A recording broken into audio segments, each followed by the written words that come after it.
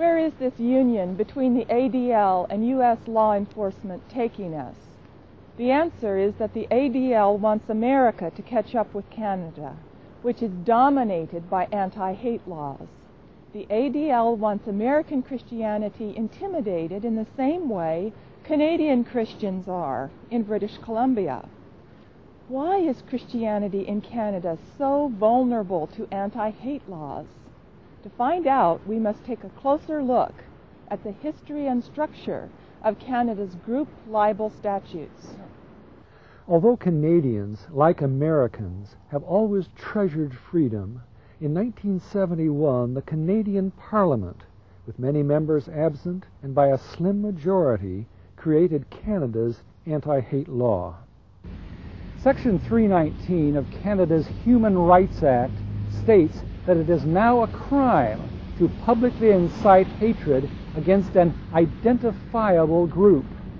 Section 319 limited identifiable groups by color, race, religion, or ethnic origin. Sexual orientation was not included. What does it mean to incite hatred against such groups? Section 319 stipulates that criticism of a group is criminal only if a person willfully promotes hatred. And who decides whether a person really intended to incite hatred? When the Canadian government outlawed hurtful speech, a new type of court system was created, whose purpose was to delve into the inner motives of the accused. In each province, a special human rights tribunal determines if words and actions are sufficiently malicious to warrant prosecution under Section 319. If they are, the accused can be found guilty, fined, and serve a prison term of up to 2 years. If, however, there is no conviction at the local level, provincial police confidently refer cases to the federal tribunal in Ottawa. I was told by BC Police that the federal tribunal probes much more deeply into questions of motivation and usually convicts. In addition, police in BC have recourse to an advanced provincial hate law more extreme than any in Canada. The BC Human Rights Act, passed in 1993, forbids publishing anything that is, quote, likely to expose a person or a group or a class of persons to hatred or contempt. Although violation of this act does not create a criminal record, it can embroil publishers and writers in fines and huge court costs. Doug Collins was a popular columnist for the BC North Shore News. He incurred several $100,000 in legal fees and a $2,000 fine, primarily because he questioned in print the accuracy of the 6 million figure of the Holocaust. The North Shore News is now forbidden to publish his work. Yet more powerful legal tools may soon be coming to the aid of provincial police. Police told me broader, stiffer legislation is imminently expected to come down from Ottawa. Such will greatly empower provincial police to prosecute persons charged with hate crimes. We should be aware that B'nai B'rith Canada and the Canadian Jewish Congress were never really satisfied with the federal hate statute, Section 319. Since it became law in 1971, they have pressured the government that it be toughened and expanded.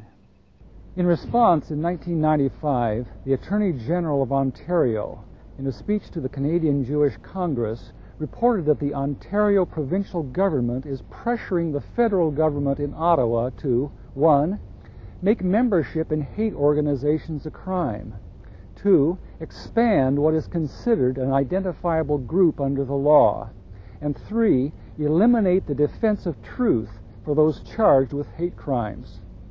In an article in the Canadian Jewish News, B'nai B'rith Canada supports the Attorney General of Ontario and is reported as saying that not only should denial of the Holocaust become a crime, but hate mongers should no longer be allowed to use the defense of truth in court. What is this tough new legislation which police in Calgary and Vancouver are eagerly anticipating? The Police Hate Crimes Unit in Toronto gave me the answer. Their spokesperson told me that at present no new legislation is actually before Parliament. However, in the last several years there has been a flurry of conferences and proposals on how to toughen Canada's anti-hate law. I was told that B'nai B'rith Canada has recently sponsored a very large international conference. Representatives from police hate units from all over Europe came to Canada. Their purpose was to assist B'nai B'rith in making Canada's anti-hate statutes as advanced as Europe's. This police representative said that police from Germany were prominent participants in the B'nai B'rith conference. You should be aware that in Germany, if anyone, including American citizens, are even overheard in private conversation, questioning the accuracy of the 6 million figure, they can be harshly fined and imprisoned. Yet this Toronto hate crime specialist told me B'nai B'rith is uneasy about taking Canada's hate law too far, too soon. Although B'nai B'rith is eager to protect homosexuals under Section 319, it fears a backlash which could actually repeal Canada's hate law altogether. This Toronto police authority also made several references to a proposal in late 1998 by Canada's 10 provincial attorney generals and the Canadian Solicitor General. This proposal would, 1. Criminalize all so-called hate literature that is meant for distribution. 2. Allow police to seize computer hard drives which contain alleged hate material. 3. Make truth no longer a defense for Holocaust revisionists. 4. Include homosexuals as a protected group under Section 319. Proposals such as this have not yet been placed before Parliament. Yet if they are, and are passed, police can immediately prosecute anyone who publicly criticizes the homosexual lifestyle or distributes literature that does. This means the collision of Canadian law and Christianity. While the true Christian never threatens physical harm to anyone, the Christian's duty is very much to alienate people, not only from homosexuality, but from abortion, pornography, witchcraft, child molestation, and so on. This means that if the Canadian Federal Code soon includes protection of homosexuality from criticism, public opposition to that identifiable group will become a hate crime. Anti-hate laws are thus anti-Christian laws. They are a demonically clever scheme to intimidate and eventually silence Christianity. One bright spot in Section 319 of the federal law has been the provision that if what the accused alleges is true, he cannot be found guilty of a verbal hate crime. Yet police in the anti-hate units of both Vancouver, BC and Calgary, Alberta, told me that for practical purposes they do not consider truth to be a defense for one charged with the crime of hurtful speech. Rather, police will do their best to prove in court that the person charged did intend to damage the feelings or reputations of members of an identifiable group. Proof of such intention to hurt means conviction. Truth does not matter. With such a motivationally based justice system in place, Canada's new anti-hate tribunals have, during the last decade, lost little time in finding victims. Yet Canadian thought police did not begin by going after persons whom society would rally to support. Rather, they indicted those least in public favor. And who are they? Holocaust revisionists, those who question whether a full 6 million Jews were killed by Nazis during World War II. We should understand that virtually all Holocaust revisionists agree that Hitler hated, persecuted, and even killed many Jews. Yet revisionists usually put the numbers of Jews deliberately killed by the Nazis in the hundreds of thousands, not millions. They contend the evidence shows much greater numbers of Jews were killed as a result of war, famine, and epidemics in internment camps than as a result of deliberate murder. Yet the figure of 6 million is a virtual article of faith for B'nai B'rith Canada and the Canadian Jewish Congress. As a result, those organizations have relentlessly pressured the Canadian human rights tribunals to prosecute revisionists for publicly questioning the 6 million figure. Usually, revisionists have lost in court, and by losing, precedent has been established in Canadian law that questioning the 6 million figure is definitely a violation of Section 319, a hateful and hurtful act. With criminal convictions of those who doubt the 6 million figure comes chilling possibilities that Christians are also in violation of the federal code. Surely questioning numbers in the Holocaust is not as bad as describing another identifiable group, homosexuals, as evil and perverted. Yet that is exactly what the Bible instructs Christians to believe and teach concerning sodomy and those who practice it. As one of many biblical examples, Leviticus 18:22 says, "You shall not lie with a male as one lies with a female. It is an abomination." Are Christians, by their fundamental anti-gay stance, now in violation of Canada's anti-hate laws? I asked that question to the Federal Police Authority in Ottawa, Sergeant Murray Knowles. He told me that since homosexuals are not as yet included in Section 319's definition of a federally protected group, Christians can still criticize homosexuality. But I got a different story when I talked to the head of the anti-hate unit in Calgary, Alberta. He clearly considered anti-homosexual speech to be hateful and hurtful, and would do his best to see it prosecuted. If gays are not specifically protected under the federal law, how can such provincial police make anti-homosexual speech a hate crime? In British Columbia, the police anti-hate spokesperson told me that if someone were verbally humiliating homosexuals, the police would try first to convict that person on harassment charges. Once convicted, another federal statute, Section 718.2, passed by Ottawa in 1996, would kick in. It allows police to define such anti-gay harassment as a hate crime. Section 718.2 makes intention to intimidate an aggravating circumstance, which boosts the penalty for such a biased crime. Section 718.2 also protects victims of bias-motivated crimes, such as homosexuals, under the full benefit of the federal hate law, Section 319. These include stiffer fines and more jail time than if such harassment had not been motivated by a desire to humiliate. One of the reasons it was so easy to make Holocaust revisionism a thought crime in Canada was because the feelings of a clearly identifiable group under Section 319, the Jews, were hurt. Yet there is much in the teachings of the New Testament which the Jews over the centuries have considered much more hurtful than denying the numbers of the Holocaust. For the past 2,000 years, most Jews have bitterly resented the charge that the Jewish nation killed Jesus Christ. This was called the anti-Semitic blood charge. Was it true? Listen to how in the book of Acts the apostles heaped blame upon that identifiable group, the people of Israel and their religious leaders. Men of Israel, listen to these words. Jesus the Nazarene you nailed to a cross by the hands of godless men and put him to death.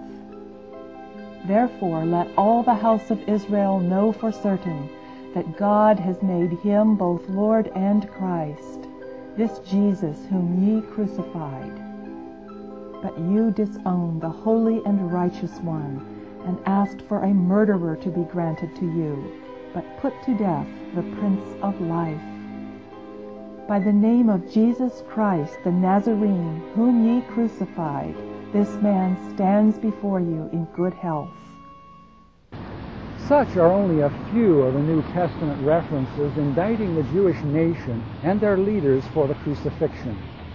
It is largely because of such so-called anti-Semitism in the New Testament that Judaism has regarded literal New Testament Christianity as a breeding ground for hatred and persecution of Jews, hatred that eventually led to the Holocaust.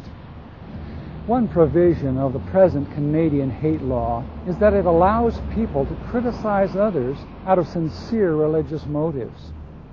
Yet if a Canadian pastor, knowing full well the sensitivity of the Jews, teaches this biblical truth from the pulpit, he's in danger. There's no question he would be wide open to the charge of willfully inciting hatred. Under Section 319, he would not be able to defend his teaching as honest religious conviction. Rather, the Jews would argue, re-exposing their people to the blood charge, which led to the extinction of 6 million Jews, could only be viewed as a willful attempt to incite hatred. Such could lead to renewed persecution of an historically oppressed group. Christians in Canada know that simply questioning the extent of the Holocaust has earned Canadian revisionists huge fines, years of courtroom battles and appeals, a sentence of 1.5 years in prison, and even loss of Canadian citizenship. With that in mind, is any pastor in Canada going to preach with conviction what the New Testament teaches concerning the Jewish role in the crucifixion? To get the final answer, I again inquired of Sergeant Murray Knowles in Ottawa. He said that under Section 319, Christians do have the right to express sincere religious criticisms of other identifiable groups. Yet in reality, seeing how anti-hate law is presently evolving in the courts and taking into consideration the shadow cast by previous convictions, no Christian is likely to stick up his head and become the government's next test case. No one wants to help determine how far group libel laws can be stretched. I asked a Canadian Christian if believers in Canada are alarmed over such intimidation. When you live up here for a while, he said, you begin to sense when you are in danger of criticizing an identifiable group, and you back off. Everybody does. Otherwise, you know you are playing with fire. If someone complains, the police will come and you may be charged. Usually, trying to defend your case in court is much worse than just pleading guilty and paying a fine. In court, he said, you face financial and emotional exhaustion as you are dragged through the human rights tribunals. He said that in Canada, Christians, knowing the favoritism of the government towards such identifiable groups as homosexuals and Jews, do not come near any public criticism of their beliefs or behavior. As a result, Christians strictly obey the hate crime laws. That is why there are virtually no Christians being tried for violation of them.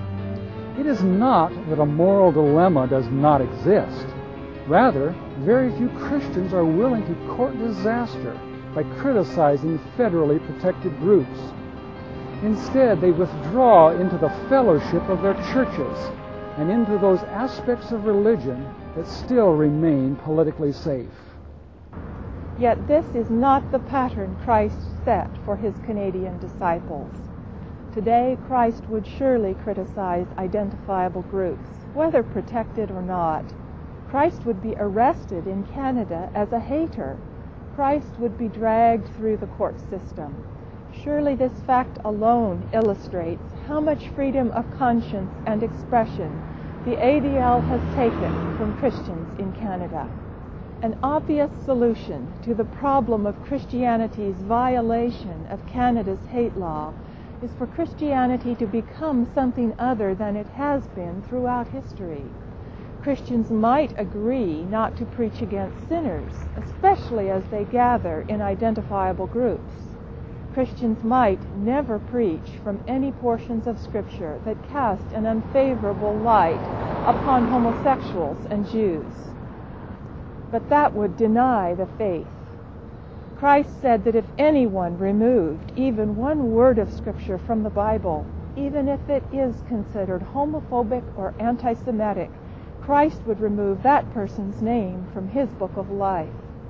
To no longer teach from or emphasize certain scriptures because they are controversial is to cut out these parts of the Bible as effectively as if scissors were actually taken to them. In the same way, if anyone is ashamed of publicly reading and teaching from any of the words of Jesus, Christ said he would be ashamed of that person in the day of judgment. It is obvious that Canadian Christians must now make up their minds whom they are going to obey. Canadian hate laws make it increasingly clear that it is now either God or the government. The chill from the north wind blowing through British Columbia today is mild compared to the chill on free speech that has settled on this beautiful province. Even now, preaching and witnessing, or proselytizing as it is called, is increasingly viewed by Canadian society as judgmental and intolerant. Ultimately, church organizations in Canada that allow such so-called intolerance may be declared illegal. Then all persons who are members of such illegal churches will be subject to persecution. If they persist in gathering together, they will be found in contempt of court, and imprisonment will follow. Eventually, the only fellowship Christians in Canada can enjoy may be tapping in code through their prison walls. As we near the conclusion of this video, we should remember that the ADL does not represent American ideals or have the best interests of the American or Canadian people at heart. If it did, pornographer Hugh Hefner would not have received the ADL's Freedom of the Press Award. The ADL is the unregistered, illegal representative of the interests and ambitions of a foreign power, Israel. ADL control, as Congressman Rarick testified, is greater than any federal agency. Political leaders do not hesitate to criticize the FBI and CIA if necessary, but no elected representative except Rarick has ever had the courage to expose the Jewish ADL before Congress. If they do so, they know the ADL will smear them as anti-Semitic and ruin their careers. Such power to silence all criticism is the very definition of absolute power. It is proof that the ADL's power is greater than the government's. Consequently, it is in vain to hope for any governmental restraint upon ADL power. Instead, it is up to each one of us to be suspicious of ADL propaganda and voice our objections to our elected representatives. From what we have seen in this video, it should be clear that the secret purpose of the ADL is very different from what it conveys to an unsuspecting public. The ADL has not spied on Christians and Americans for 3/4 of a century in order to create a more tolerant world. Rather, the thousands of Americans who fill ADL files are persons the ADL wants eventually to criminalize. Communist revolutionaries such as Lenin, Mao Zedong, and Fidel Castro all gathered extensive lists of their political opponents long before they seized power. When power finally came, they used these lists to kill or imprison all opposition. Yes, violent hate crimes do exist and should be vigorously prosecuted, especially at the state level. Yet, contrary to ADL propaganda, violent crimes motivated by bias are relatively rare compared to violent crimes in general. The fact is, elimination of crimes of bias is not the ultimate purpose of the so-called anti-hate legislation now before Congress. Rather, as in Canada, this legislation intends to eventually create federal protection of certain special interest groups. Now is the time to protest the next round of anti-hate legislation which the ADL, even now, is bringing before Congress. Inform your senators and congressmen that existing laws adequately criminalize all forms of slander and violence. Anti-hate legislation could provide the foundation for a system of police-state spying and censorship. If the ADL requests are followed, it would ultimately allow Big Brother to determine which ideas are legal and which are not. Such probing into the motivational mindset of Americans is a very dangerous and far-reaching precedent. Once Congress gives the Justice Department, the FBI, and the ADL the right to criminalize our thoughts and words, our freedom will be over. Because anti-hate laws are such an imminent threat to freedom, and because few Christians even know of the ADL, the National Prayer Network has prepared vital tools to inform you and your friends. The first is the video you have just watched, Hate Laws, Making Criminals of Christians. The second is Ted's 345-page book on the story of the Jews, past, present, and future, Israel, Our Duty, Our Dilemma. Distilling 15 years' research in little-known Jewish sources, Ted comes to much more biblical and realistic conclusions concerning present-day Israel than are commonly held in the church today. Finally, Ted's gripping one-hour video, The Other Israel, is the television version of his book. Fast-moving, yet thoroughly documented, The Other Israel discusses the extent of Jewish power and what should be the Christian's response to it. Hate Laws, Making Criminals of Christians is $24.90 post-paid. Israel, Our Duty, Our Dilemma is $15.95 post-paid. The Other Israel video is $22.95 post-paid. Canadian orders should be in U.S. funds with an additional $2.50 postage included for each item. Or buy all three for $55 post-paid, $60 in Canada. Order from National Prayer Network, P.O. Box 828, Clackamas, Oregon, 97015. Also, please visit our website at www.truthtellers.org.